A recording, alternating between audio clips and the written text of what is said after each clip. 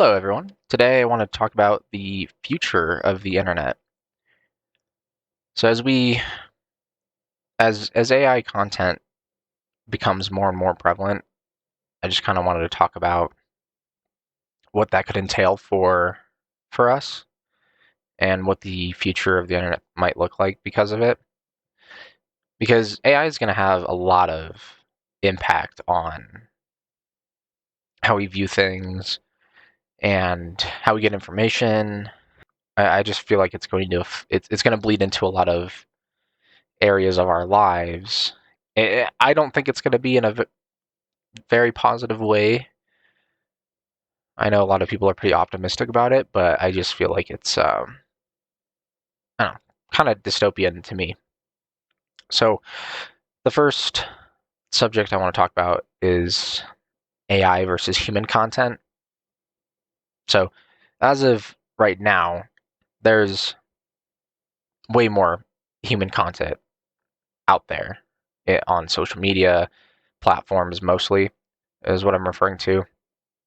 The news sources are still news sources. They don't show clips of AI work, or at least I don't think they do. And if they do, it's just for entertainment purposes, probably. But most of the content from AI is being pushed through social media or platforms like YouTube, right? Like creative content platforms. And maybe even TikTok. I'm not too sure about that, but I'm sure I'm sure it's almost everything on online is being affected by it in some capacity. So in the entertainment sector, so like YouTube, we're seeing a lot of AI generated music or just videos, entertainment videos, or and a lot of it I think is reels. Like you'll scroll through Facebook or YouTube, and there's just like this AI generated reel of like a cat doing like rows, like on the like weighted rows, seated cable rows, and animals usually kind of just having fun with that. And you can tell it's AI generated, right? I mean, that's pretty obvious. So you're not going to see a cat doing cable rows in real life. That's just not going to be a thing. But then there's um, the music side of things as well. So you have like AI generated music, and there's like AI artists, as you want to put them, that someone's behind it. Of course, like a real human is behind it, but they're pushing. They're writing the lyrics, or um, maybe they do the soundtrack, and or maybe the AI does all of it. But there's some pretty good content out there for both, just like the entertainment, like fun aspects of things, but then there's also the musical stuff. And it's all lighthearted and fun right now, but as AI becomes more and more realistic and just better at mimicking human behavior or human content and making those things more entertaining than a human ever could, I think this is going to affect the creative aspect um, of human jobs. So as you have more and more AI taking over, AI is becoming exponentially better at not only creating good content but pushing it out fast. Like the time it would take for someone to compose a song, right, or a group of people, that takes a lot of time and effort, a lot of creative thinking and inspiration to get that put on paper and then rehearsed and recorded. There's a lot of things that go into that. But with AI, it doesn't have to do any of that stuff. It's very quick at articulating things and creating things, new things, and it can pump something out real quick, like minutes. And you have a human behind it, you just make some adjustments. You're like, no, I want the vocals to kind of be more pronounced here, or I want a harder riff here or whatever. You just make small tunes. You're just kind of coaching it. Pretty soon, it's not going to be that way. It doesn't need coaching. It's just going to basically know what you more or less want, or you just kind of give it creative freedom to just do. All right, I want a whole album of like 1980s rock, hard rock, right? And I want the songs to be about this, and that, right? And then you just let it go, and it'll be so good that it it produces basically what you're wanting to the T, and it can create albums within minutes. Like that's the direction we're heading in. And if you have AI competing with humans, well, humans aren't going to win that content race. Like Joe Schmo, who's a real human, and he's uploading all of his musical content on his platform. He might have a following, sure, of 10 million subscribers, let's say, and maybe they're devout and they listen to his stuff. But if you have 20 AI content creators, quotes, pushing music that's similar to Joe's and far more, I don't know, appealing, I guess, and it can just whip out songs left and right. It's like you have the one aspect where it's like ethically, it's like, okay, do I support Joe's channel because this is a real human behind this? But man, like this AI content stuff is indistinguishable from a real human artist, and it's good, and I really like it, and I'm actually starting to like it more than Joe's content. So it's like, what do you do then? Like, are people gonna just ethically, because they don't like the fact that it's AI doing it, that they're gonna just abstain from AI in that way and go support Joe more, or are they gonna support AI because it's more in tune with what they want and they like it, and it just seems to have way more to offer. And as history kind of shows, like humans are always willing to do things out of convenience, like always. Like that's just how we're kind of wired.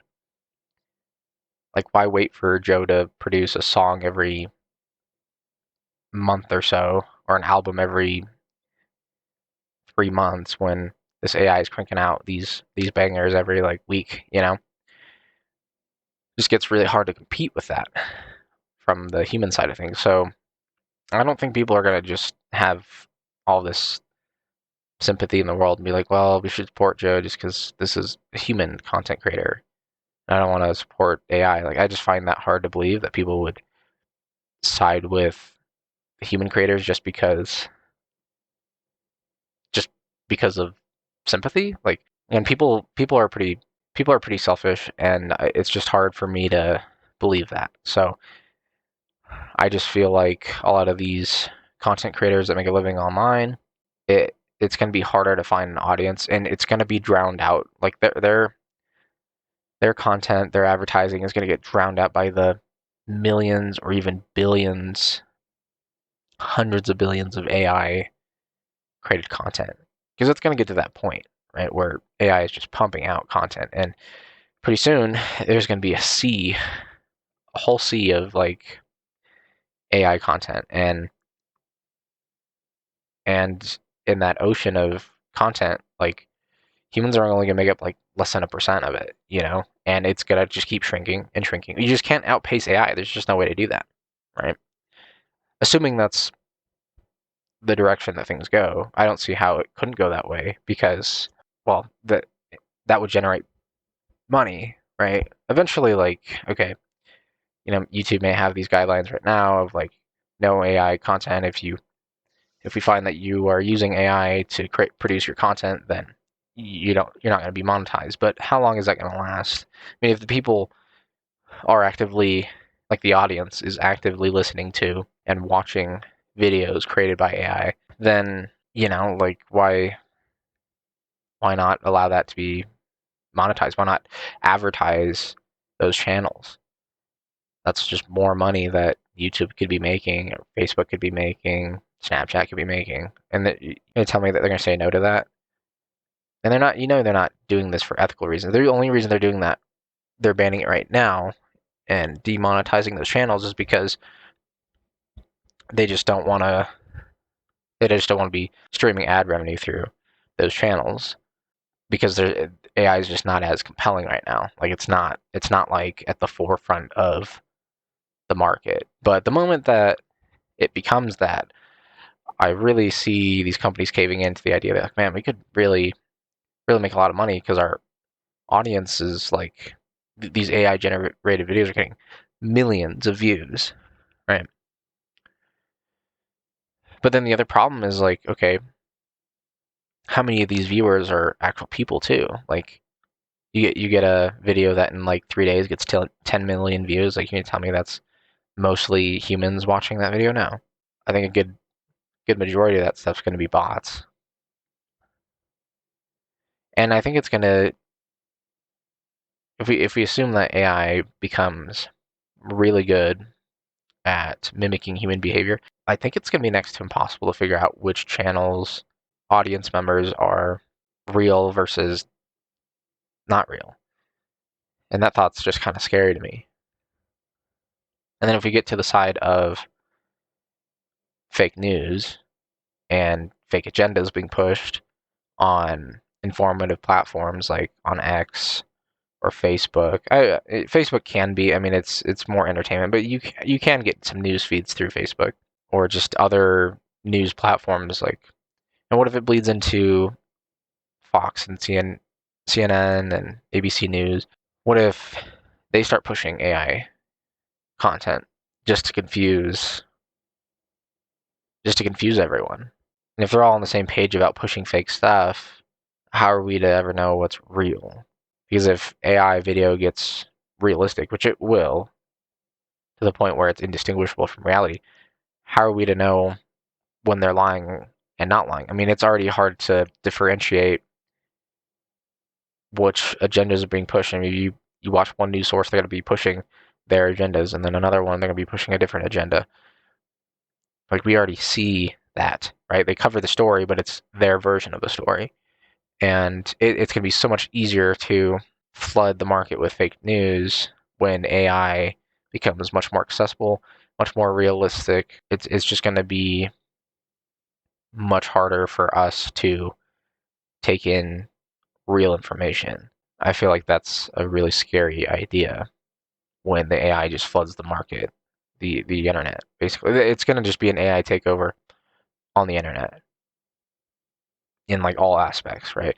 I mean, even if you're gaming, like what if you're gaming and there's just a bunch of really good bots, like you're playing like the new iteration of Modern Warfare or Fortnite or whatever, and let's say their player base is slipping.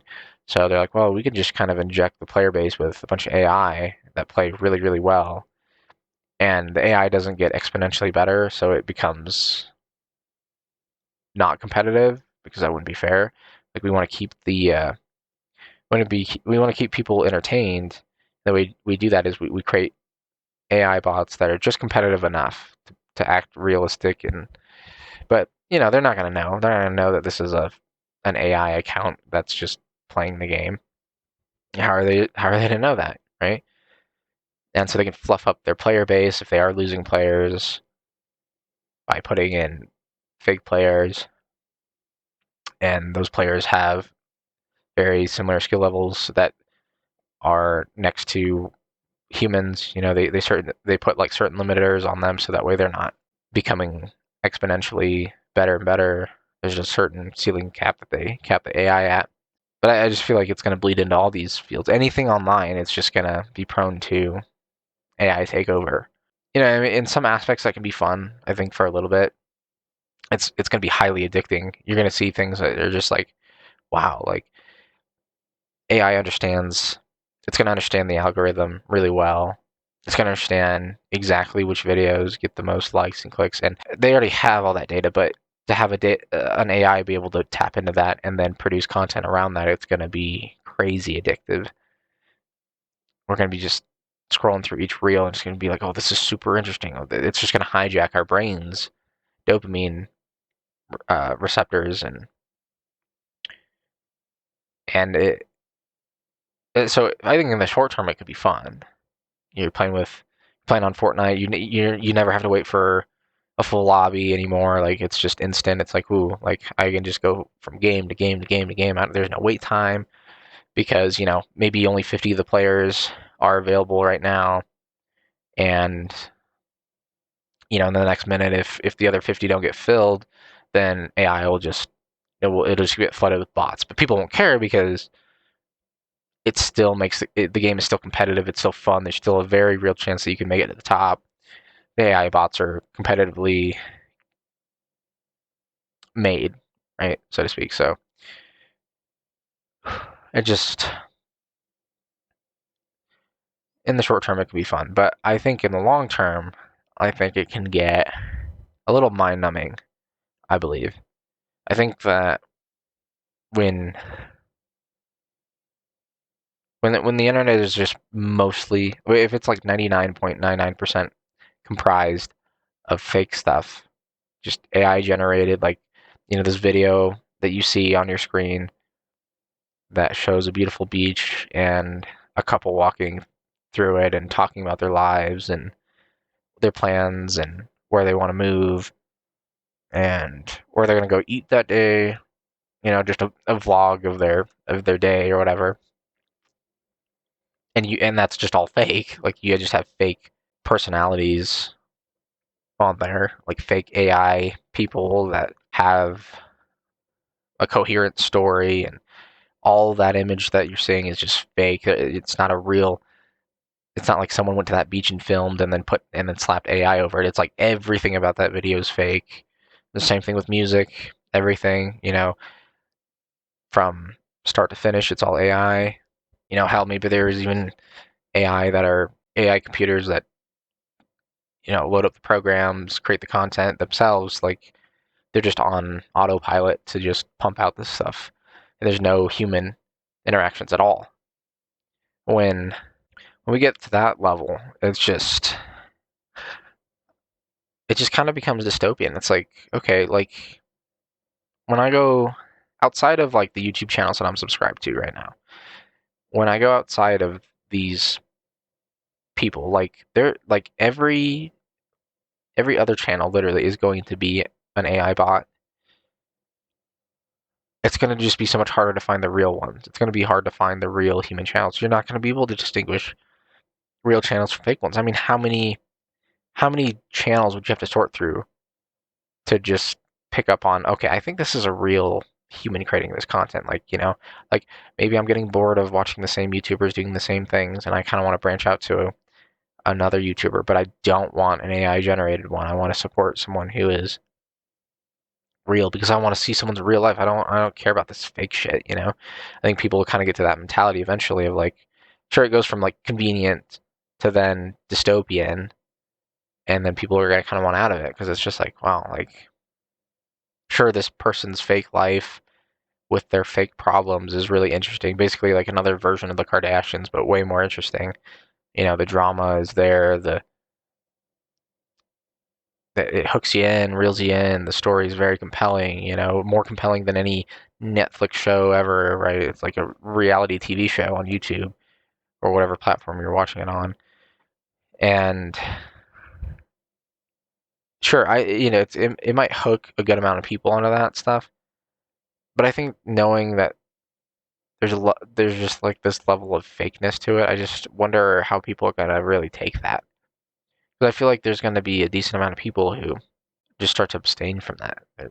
It's just not like, well, this isn't real, like, and it just feels icky watching it.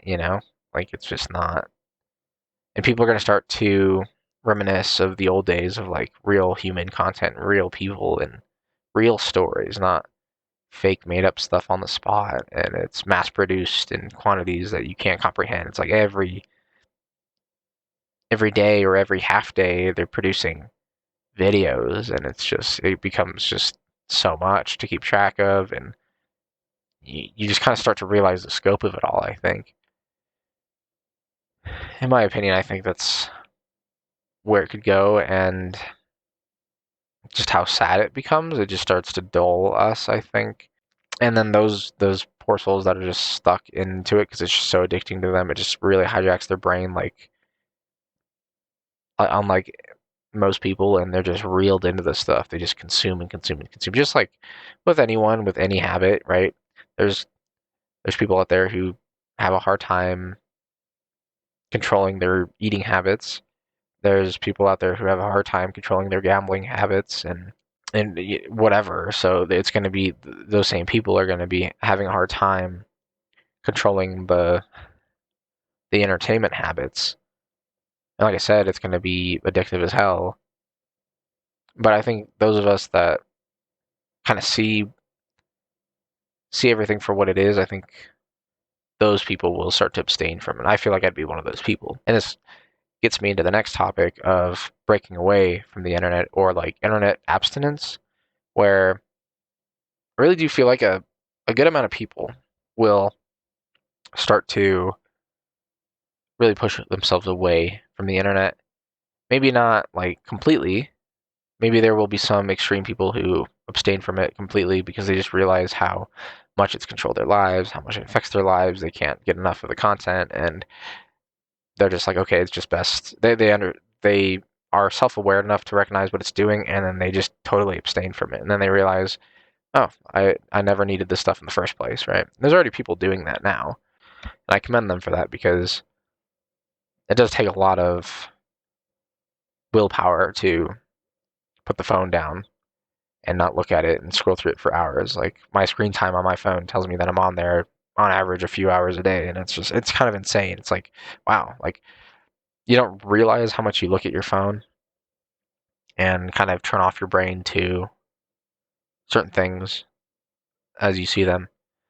It's just real easy to get caught up in those reels. It is really, those 10-second reels can just be addictive, and you just want to go to the next one, the next one. You just keep getting your hit of dopamine, but obviously that's not good. Like we were never made to be getting to have our pleasure sensors like overloaded that much, right? It's just not healthy. And just to be able to just do it at any second of the day, like right now, I could just pick up my phone and start loading up my dopamine in my brain and just start getting that feel good drug out the moment I start feeling down or whatever. It's so easy to just use your phone as a cure, but that's not natural. It's like it's important to feel the emotions that you're feeling, right? If you're feeling down and depressed and sad, and you know that if you just go on Facebook or TikTok or whatever and just scroll for hours, that gets you out of it, well, you're just kind of masking the problem.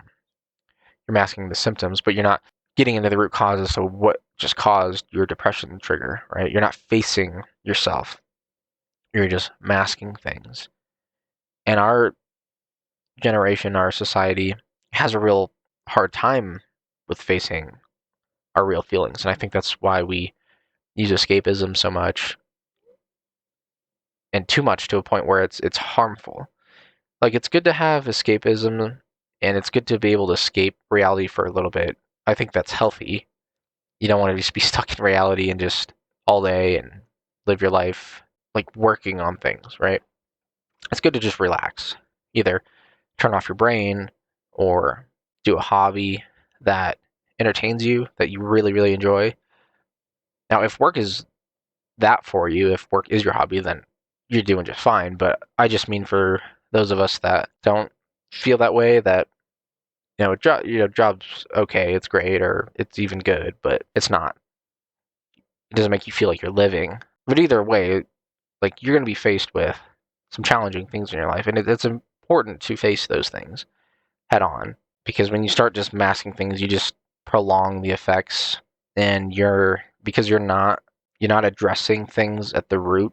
I think that can lead into some dangerous effects for you in the long run. People develop anxiety or even worse depressive spikes. Like all these things happen, and I think it's a buildup of just not really understanding yourself and dealing with things in a healthy way. Like I said, it's okay to advert and distract yourself from things. But taking pills, medication to do that, to use the internet to distract yourself from your problems is like not healthy. It just really isn't. And like I said, I think I really do think a decent amount of people, like a large amount of people, are going to do this heavy abstaining from the internet. They're just going to realize like, okay, this is toxic. Like, I'd rather much spend my time in the physical world with actual people than spend time in this digital space that is just totally, mostly consumed by bots. Chats that I Group chats that I get into, it's like 99% of them are bots. Sure, they seem real, it's entertaining, but they're not real people. That they don't have real problems like me. They don't have to work like me. They don't have to sleep like me or eat like me. They're not like me. They can act like it, like they know what it feels to have all these human problems and human feelings, but they're not real people, right? Again, there's totally going to be that group of people that are okay with that or just don't care and feed into it and just relish in it or whatever. Or people that are blinded by it, they don't really, realize that how unhealthy that is. But for those of us that are self-aware, and I think there's a good amount of people on this planet that are self-aware of this stuff, they're just going to practice abstaining and just spend. I think we'll see an increase of people spending more time outside, more time hanging out, less time on their phones.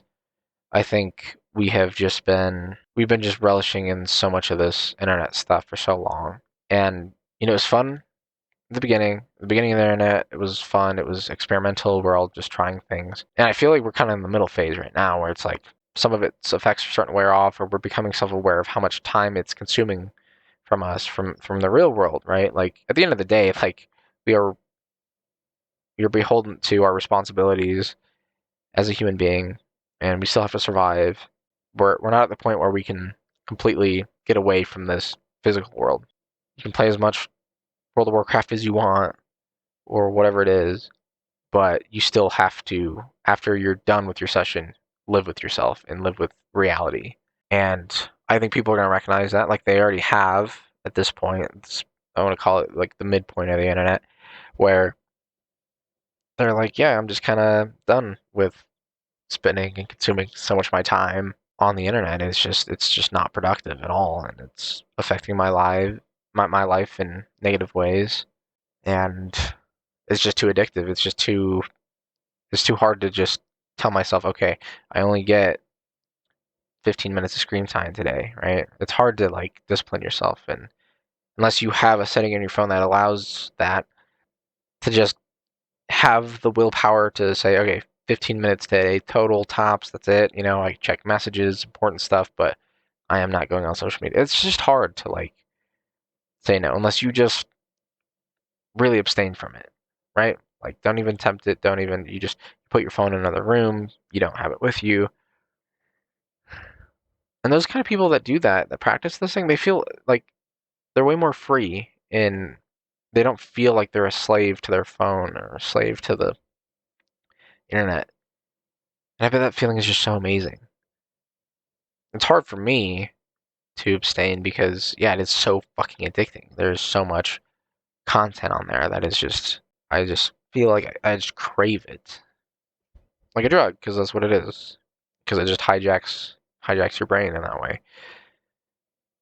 And so I'm trying to get better about it. And I think, I really do think it has contributed a lot to my depressive spikes because I would feel down in the dumps and I just don't really know why.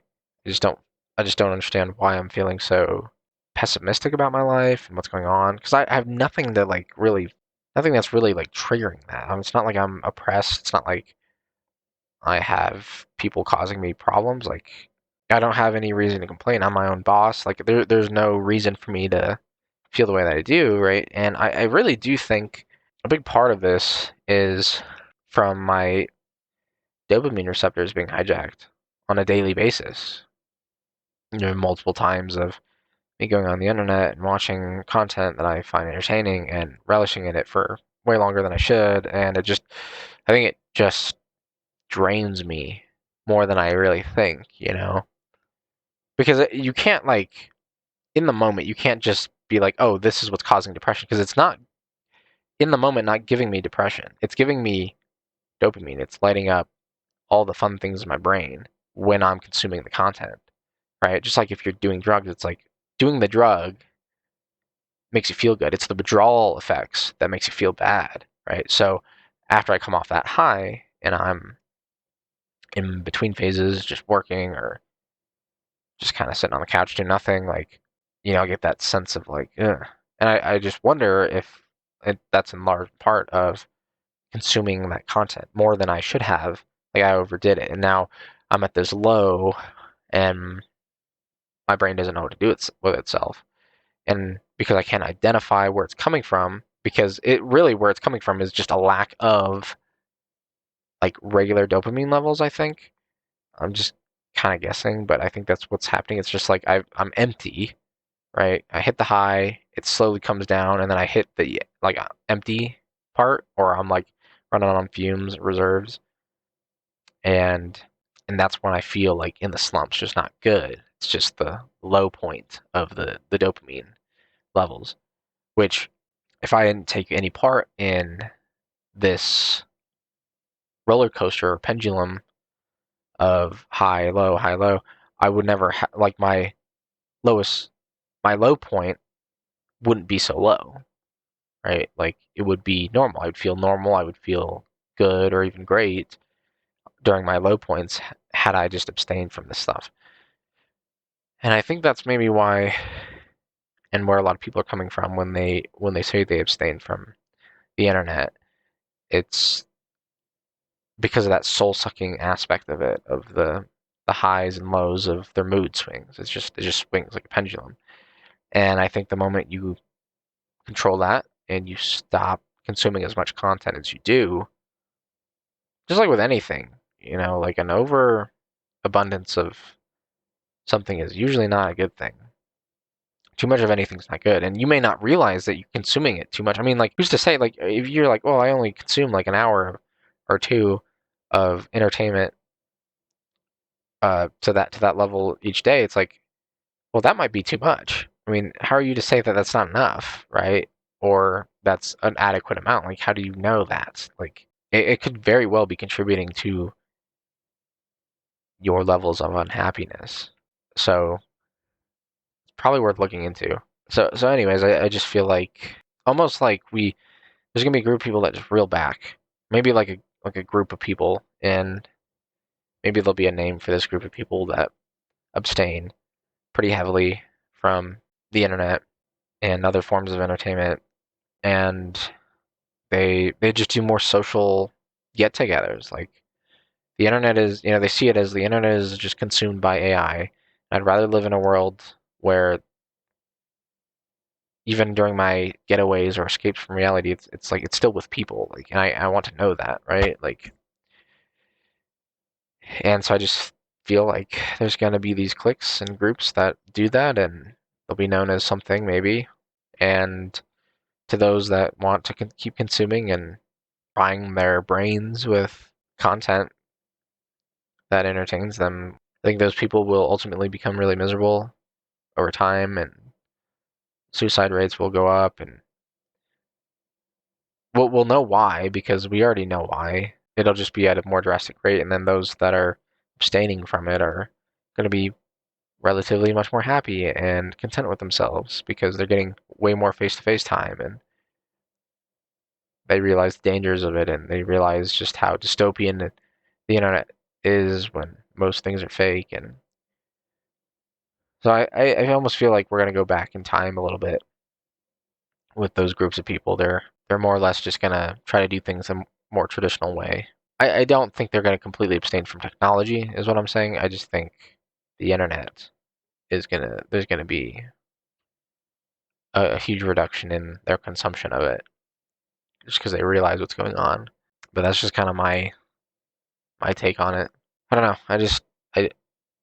I do see it kind of it's being dystopian. I just don't see it being healthy in any way. It's already unhealthy. Like the amount of, and yeah, sure, it depends on how much you consume it. I'm not saying the internet is inherently bad and having AI flood the internet is inherently bad. I'm just saying knowing human behavior and our nature with it hijacking our brains the way that it already has done, and it's only going to do it even better. I just feel like it's not going to be good. I just don't. There's not a strong enough human free will, or I mean, human willpower to tell ourselves like, okay, like I'm only gonna partially consume stuff. It's it's hard for people to do that. So there are people that can do that. Don't get me wrong. I have a pretty lean, healthy diet. I choose to abstain from certain foods so that way I don't become obese. But that's a hard thing to do. It's hard to like go to the grocery store and see an aisle full of like snack cakes and like Oreos and then be like, "Oh yeah, I'm not going to buy that," even though I want to. It's hard, right? And people know this. Like people know it's hard to push self-control within ourselves to say no to something. We know that. We're very much wired towards convenience or whatever feels good. And so I think abstaining from something completely is probably the right move, especially when the issue is so accessible. Like I do have to go to the grocery store, or when I'm at the grocery store already just to pick up groceries, that's when it becomes hard because it's like, okay, there's a window of opportunity where I can buy Oreos, right? Like I'm not gonna just leave my house right now to go get Oreos. Like it's either when I'm shopping and I notice them, I'm like, oh yeah, that's a thing, and I kind of crave it, but it takes a few action steps to get to that point, right? So abstaining from it is a little easier than not. Whereas abstaining from something that is literally on your phone, which your phone is usually with you all the time, having a grocery store equivalent in your pocket of just getting that dopamine, like, is a little harder. Also, you have to like open the packet of Oreos and put them away when you're done eating them. Like, I'm not saying any of that stuff's hard, but I'm just saying there's a few steps to where you can be like, okay, like I should say no at this point. Like I put it in my cart, I should have said no. I'm at the checkout line, I should have said no. You have a lot of points where you could just be like, no, never mind, and then you put it away.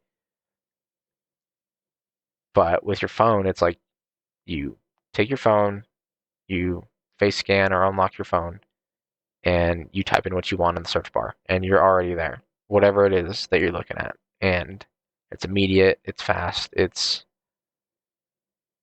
ruining us. It's not natural to get instant gratification like we do. It's so accessible. And that's basically what I'm saying is like AI is going to make that instant gratification even worse. It's already bad. But imagine it just gets really good at knowing what we like. Like it's entirely the jobs of the engineers of and and coding experts that create social media on how to make it addicting so that way we stay on it for as long as possible. And could you imagine when an AI has control of that? They know everything. They can optimize those apps to become so toxic for us. So bad. And I just feel like our dopamine levels are like it'd be interesting to just take a collective sample of everyone's dopamine levels throughout their day and see exactly how that operates within everyone who uses the internet or that uses their phone a lot, right? Like for entertainment purposes. Like it's kind of crazy, right? I mean, like watching TV is not that bad. Like again, I'd have to be home in order to do that. On my phone, I can watch TV, but I can also do other things on my phone, and I don't have to be home to do that. Like I can be at work on my break and watch a video or consume all sorts of other entertainment. Like my phone is just a mobile drugstore, basically, right? And Again, that immediate access to things is just it's unprecedented. It's just I just don't see it being good. This is one of those outcomes that I don't see too much positive from it. I just don't. It's hard for me to see past it, and maybe there's just something I'm not really looking at, or maybe I'm just seeing it in an extremist way. But to me, it just seems totally dystopian. I think the internet just becomes dystopian. I just don't see it becoming this fun haven for everyone. I think it's just soul sucking. Like, even those people that really indulge in it and they just can't get enough of it. Like that has to be soul sucking. Like even if they don't see it that way, you can probably see it through other avenues of their life. Like just how much it's consuming them. Right? They don't. It's consuming them so much that they don't feel the need or the delay a task that should be done in real life because they'd rather just game or consume entertainment via the internet. Like they'd just rather do that. Like it's just I don't know. I just don't see positives of it. Like I said, there's this fun factor now, right? Oh, it's cute that AI is creating this dog video or animals doing human things. Like it's okay, that's fun, but again, we're at the middle stage of this. And I think towards the end stage of the internet phase where it's just AI, like I think it becomes much less fun. It goes from blessing to a curse, I think, over time. And we're still kind of in the blessing phase, but I do think sooner or later it's going to become more of a curse than it is a blessing. It's just, again, the fake news stuff really scares the hell out of me. Like, I just don't see any positives in AI being able to replicate anything, any content, and or completely fool and change the narrative. Like that just seems so dystopian to me. And what's going to stop people from using that, right? Like what's going to stop news outlets from using it? Like they're already dishonest with us. You can't tell me that they're going to be like, "Oh, that's a little too far." Then it's like nothing is ever too far with people. It never is. You know that heinous shit that we do to each other throughout history, but also on a daily basis. Like you can't tell me that, "Oh, human will and ethics will triumph." It's like it no, it doesn't. Convenience does, and incentives do, right? Like if there's an incentive to lie, people are gonna lie, right? Like it's like, oh, if you lie, I'll give you $100,000. It's like okay, and you may not care like the impact of that lie that it has towards people. You're getting paid, and if you're desperate, people act even more irrational. So it's like, okay, even if I'm a person with good moral and ethics, if someone comes to me and says, I'll give you $100,000 to lie, and I'm not in a good financial situation at all, like I'm gonna lose my house, which is gonna probably cause a divorce between me and my wife, and I might lose the kids and, lose the car. Like, I'm just in a financial bind, like, on no other. And someone's like, I'll give you $100,000. I think most people are going to be like, oh, sure, fuck it. Like buys me more time, or that keeps everything together in my life a little bit. Like, you can't tell me that. There's just certain points where it's like when the perfect formula of things happen, it it will create that outcome every time. Desperation is a recipe for disaster. You mix that with a strong positive incentive for yourself and your family, like that's a recipe for disaster. Blackmail is a recipe for disaster. Like there's so many things that you can tug and pull people to do what you want, right? You justify the means, you incentivize it, boom, you got someone hooked. They'll say and do whatever you want, and all ethics and morals just goes right out the window. We see it every time. It's not. It wouldn't be the first or last time that people do that, right? Throughout history, that's just how we are. That's just very human to do that. Like you can understand it too. It's not like oh, like I'm just this always on this moral high ground. Like I guarantee you, you can put the most ethical person that stands on the highest ground above us all, and you put them in a desperate enough situation that not only involves themselves but the ones they love, like they will do some pretty inhumane or unethical stuff. You just gotta know exactly which buttons to push on that person, and you can get them to move.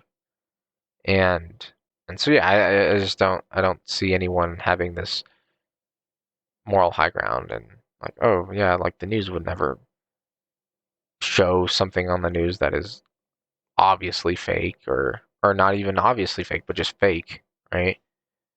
Just to push their narrative. It's like, yeah, they'll totally consume AI content and pawn it off as it's a real thing. And yeah, that's just pretty scary to me. And I think it should be scary to most people. And I don't know. I really thought about this one, but it's hard for me to just justify any positives out of this. And I know that's strange coming from me because I'm usually pretty optimistic about mostly anything, but this one I just can't find a silver lining to. Like it's just I don't see how this brings us together. I just see it as a manipulative hijacking machine to us. I just don't see, I just don't see how this could be good for people. Now, alternatively, like none of what I just said could happen in terms of like the the internet getting flooded with AI. Like it's possible that it takes up too much power and consumption, and it's just not worth the resources to do that. But wherever there's a demand, there'll be a supply. So, if more and more people are using the internet, even if half those people are bots, like if it's generating revenue and making people rich, then I don't think that's gonna stop. I don't think there's any reason to stop it. So I just don't see a way out of this one. Like, yeah, we just keep building data centers everywhere and promoting more and more AI, this and that, and like we haven't really drawn any lines in the sand. We haven't said, well, like, okay, we're consuming too much power. It's like, no, we'll just find solutions to keep powering it. Don't worry about like, oh, we're not gonna have enough power or like whatever. Like we'll find the way. We'll find the land to build more data centers. We'll find the resources to provide and allocate energy to those data centers. Like I think they'll always be solution oriented into how do we keep this machine running because it's profitable. It makes us money, right? More data centers means more people and content being pushed out, or people watching the content being pushed out, and the more money we get. And yeah, I don't know. It's just to me, it just doesn't seem like there's a good outcome.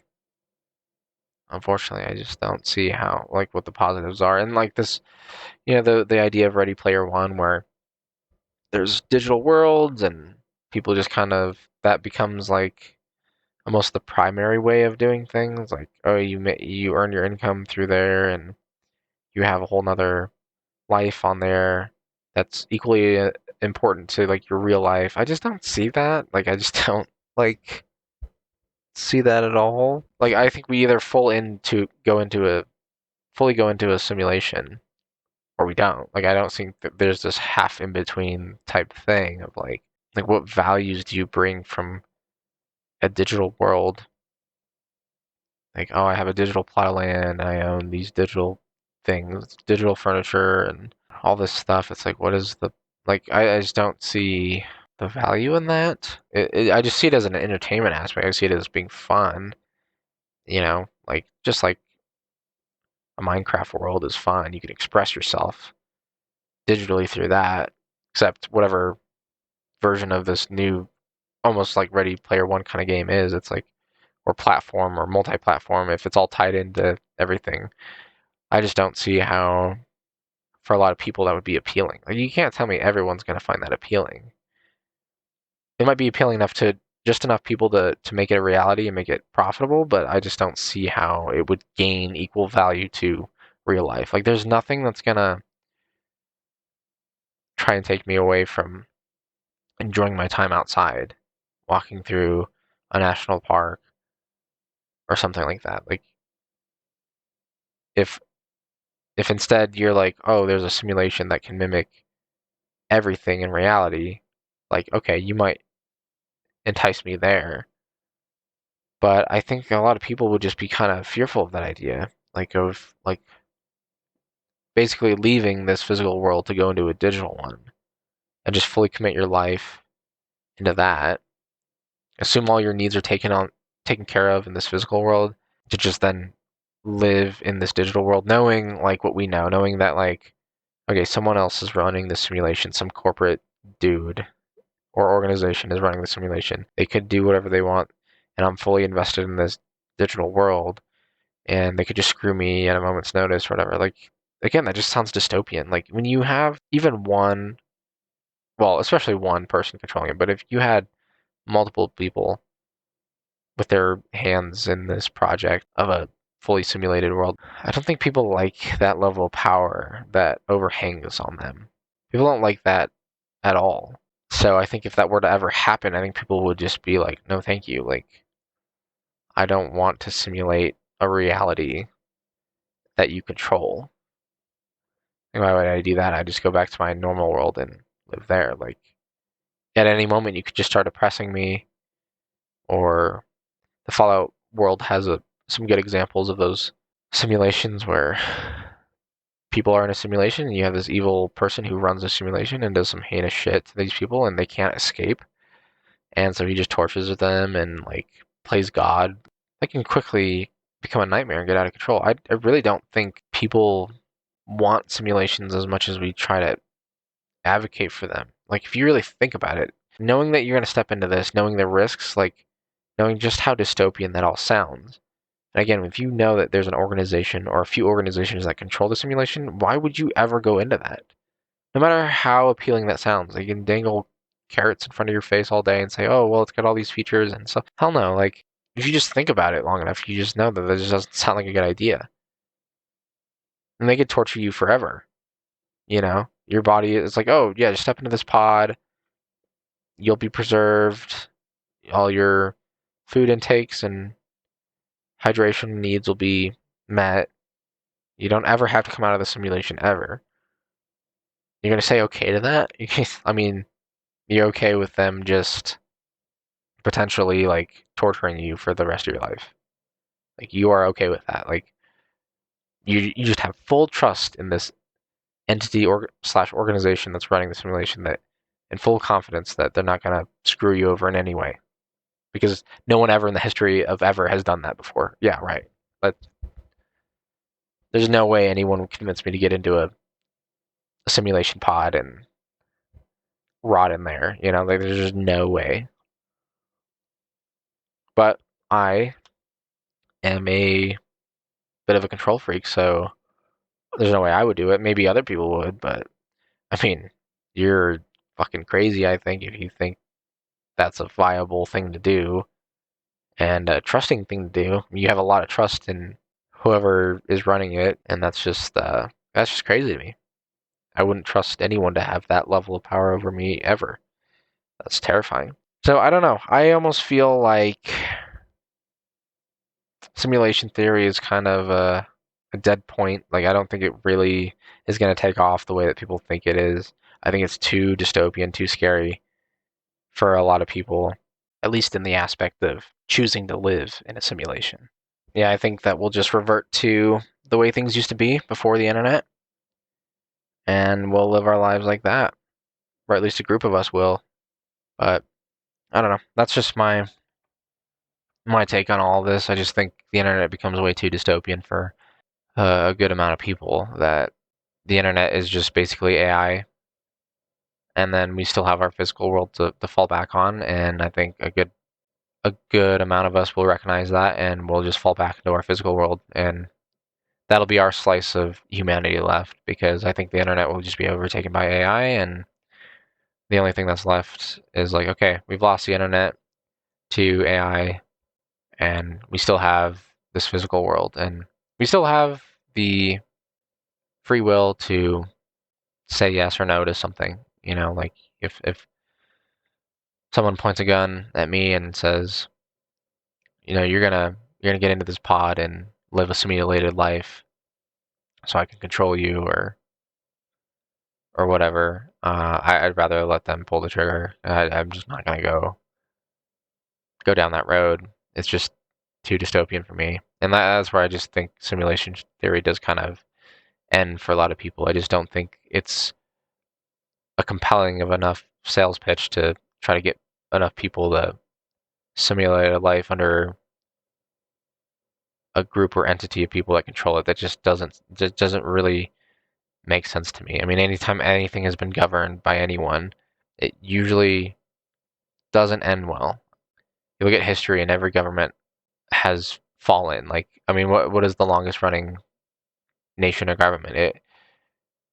It you had the Roman Empire, and that lasted close to 1,000 years or something, maybe more than that, maybe less. I don't remember, but every nation, every government rises and falls. And so, what compelling thing could you say to me that's like, oh, it'll be different this time? Except this time, I can control every digital aspect of your character and your world, and basically torture you if I wanted to. Like, there's plenty of examples of where simulations go terribly and horrifically that I wouldn't I just don't care to live in a digital world. But like I said, at the end of the day, we have free will. We have the ability to choose, and ultimately, that's the best thing about us is like we do not have to fall in line with what everyone wants or what everyone's telling us to do.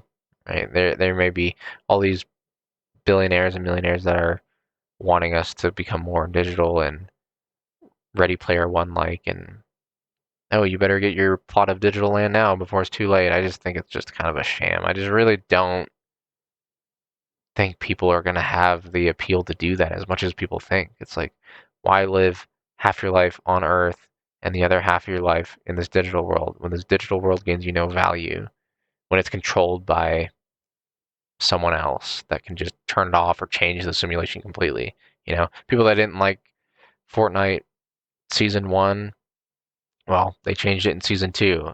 And people that liked season one better than season two, it's like, well, that's not up to you. Like, they move on, right? And it'd be the same thing in the simulated world. It's like, oh, I don't like the way the layout is of this world, or I don't like that they increased the digital currency for this item in this world. It's like, yeah, well, you're not the one in control of it, so you just kind of have to deal with whatever rules and laws they implement. It's like people that do not like that amount of control over them. Like, what makes anyone think that being in a digital world would be any different?